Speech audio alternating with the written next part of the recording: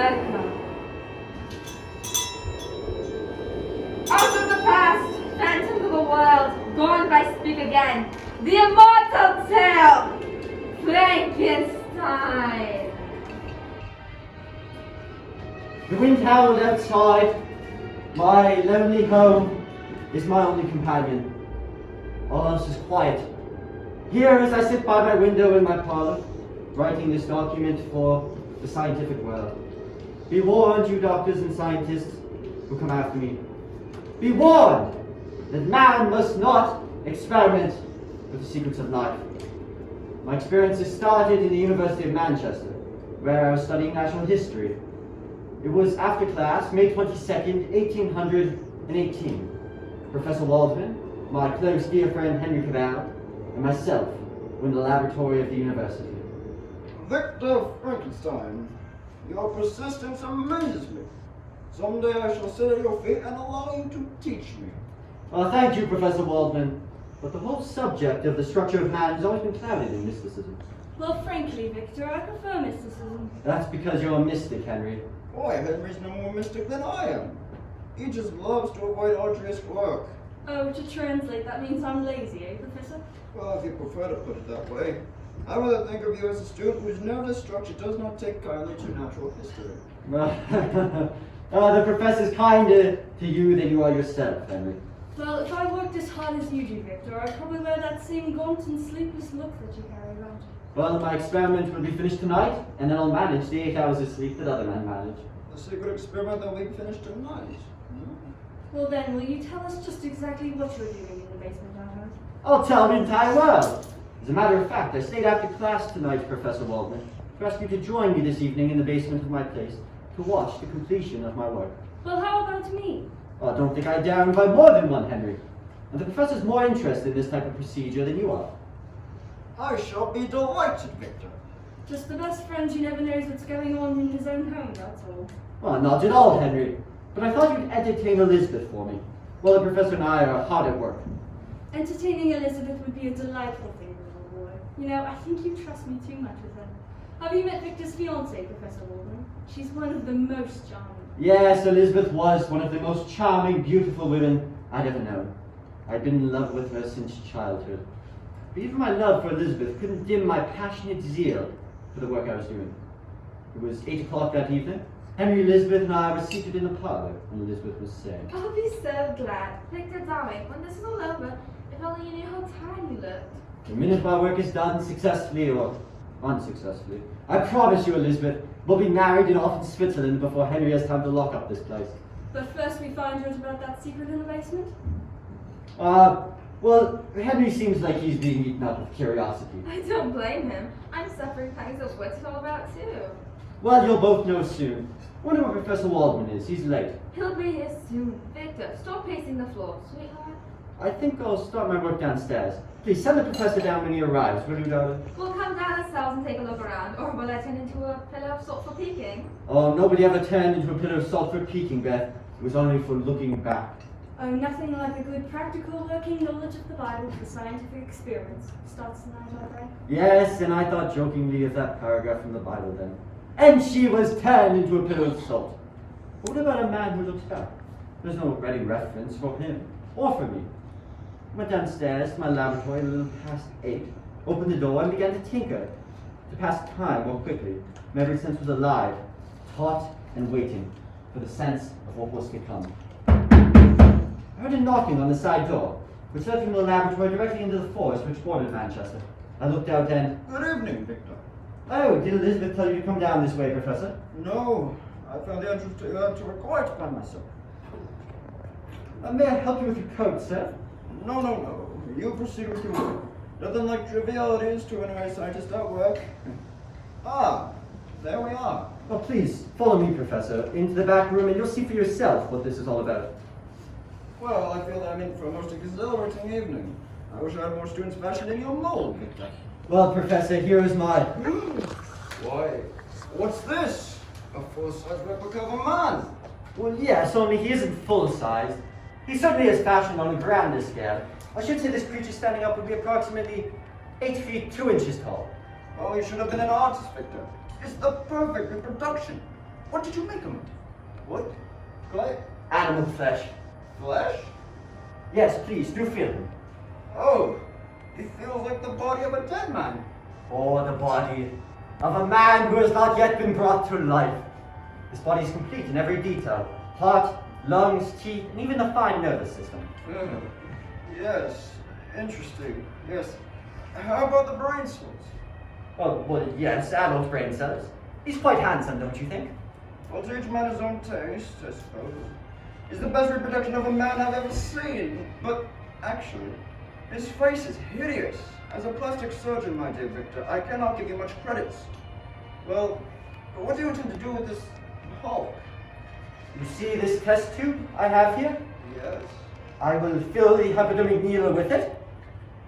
And now, I'm going to inject the full 8 ounces into the vein directly above the heart.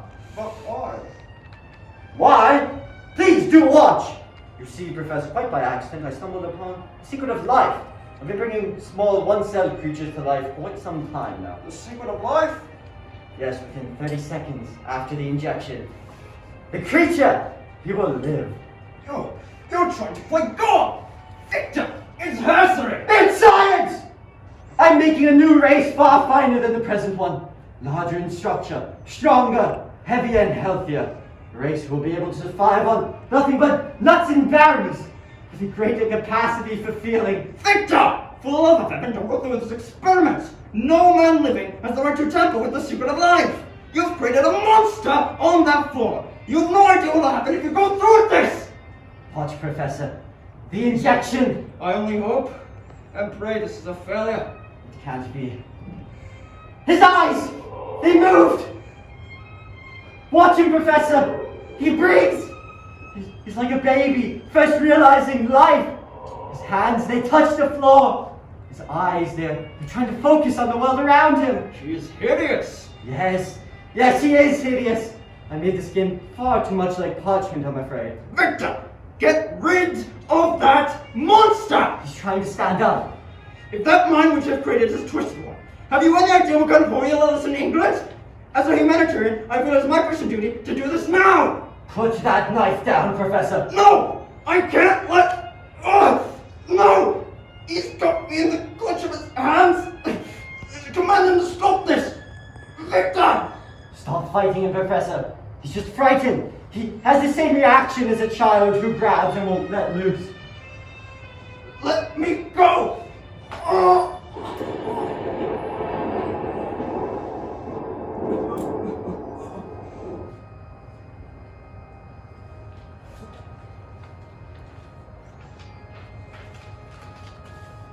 And so the monster left my laboratory through the side entrance and into the forest, carrying the incredibly mangled body of the professor with him.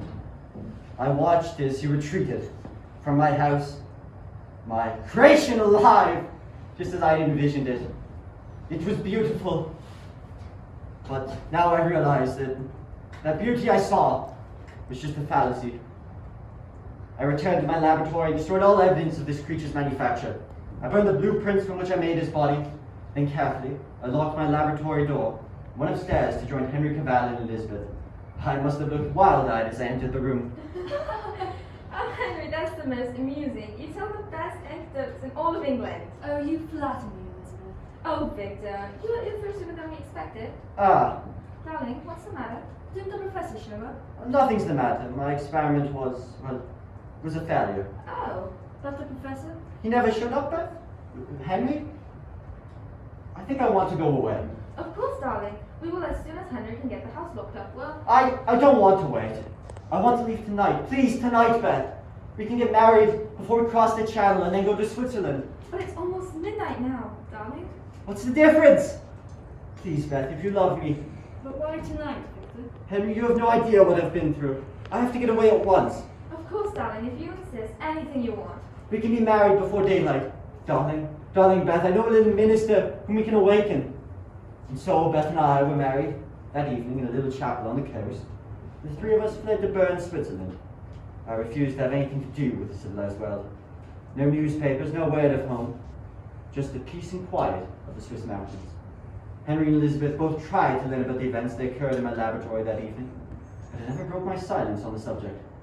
After the first tries, I noticed that they refrained from asking me about it again. It was in the middle of the 4th month of our visit when Henry and I were sitting on the terrace of the little house in the mountains. Beth was out picking berries when Henry suddenly... Victor, I'm your closest friend, and I tried to keep silent about it. But, well, Victor, the day after we left England, I bought a newspaper. Oh, did you, Henry? Yes, I saw this clipping on the front page. I couldn't very well miss it. What clipping? This one. The horribly mangled remains of Professor Waldman were found on the Beckman Hill. The identity of the unknown murderer is being sought by Scotland Yard. Oh, poor Professor Waldman, I had no idea. Haven't you? No. What are you trying to say to me, Henry? Your leaving of England so suddenly that very night? Your fear of being discovered, the secret experiment? Well, it all seemed to add up to some strange connection with this clipping. Now, if you're in trouble, Victor, you can depend on me. I will stay by your side. I'm not in trouble. I'm just tired, very tired. And you know nothing of the professor? Absolutely nothing. He didn't come to our chateau that evening? I told you, he didn't then. Please, stop questioning me. Victor? Victor! Right here, Beth. Oh, I just had a horrible experience. Oh, darling, I'm so glad to see you. You look pale, Beth. Please, come here. Sit right down next to me. What happened, Beth? Well, I was walking in the woods, not far from here. Well, I looked up and I saw a man, sort of a man, standing over me. Well, men aren't so bad. That is if you happen to know the right ones. And you do. I'm not joshing Henry. He wasn't exactly a man. He was twice the height of anyone I've ever seen, and his skin looked like dried parchment. It's incredible, but I think I've seen a monster. A monster? Yes, I ran away. He didn't follow me. He just stared after me, watching me. You do believe me, don't you? A monster stared after you. Look, Henry, Victor, there, to the trees right now. There, look, there he is again.